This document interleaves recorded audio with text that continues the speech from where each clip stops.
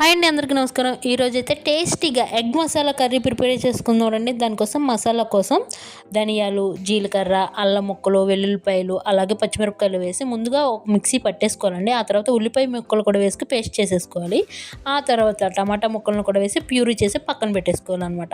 Already నేను ఎగ్స్ని అయితే బాయిల్ చేసి పెట్టుకున్నానండి. ఇప్పుడు ఆ బాండీ పెట్టుకొని అందులో ఆయిల్ వేసి ఎగ్ను ఫ్రై చేసి పక్కకు తీసేసాను అనమాట. ఆ తర్వాత మనం ఉల్లిపాయ మసాలా అంతా వేసి మిక్స్ చేసాం కదండి, ఆ ఉల్లిపాయ మసాలా కూడా ఇందులో వేసేసి ఉప్పు పసుపు వేసి ఆ మసాలాని చక్కగా ఫ్రై చేసుకోవాలి. మంటను మీడియం టు సిమ్లోనే ఉంచుకోవాలన్నమాట.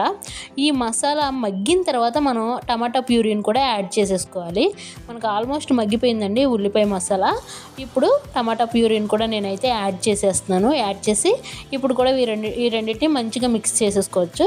ఒకసారి ఇలా ట్రై చేయండి. నిజంగా ఎగ్ కర్రీ ఎప్పుడు మీరు ఇలాగే చేసుకుంటారు. చిన్నపిల్లలు కూడా చాలా ఈజీగా అర్థమవుతుంది, ఈజీగా చేసేస్తారు.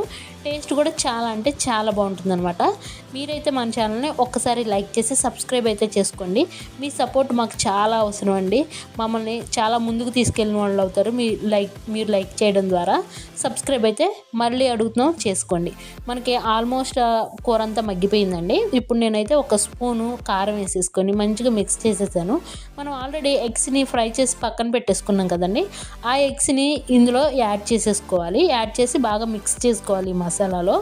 మసాలాలో కాస్త వాటర్ కూడా యాడ్ చేసుకుంటే ఈ ఎగ్స్ కూడా మంచిగా మసాలా పడుతుంది అనమాట. కూర టేస్ట్ చాలా అంటే చాలా బాగుంటుంది.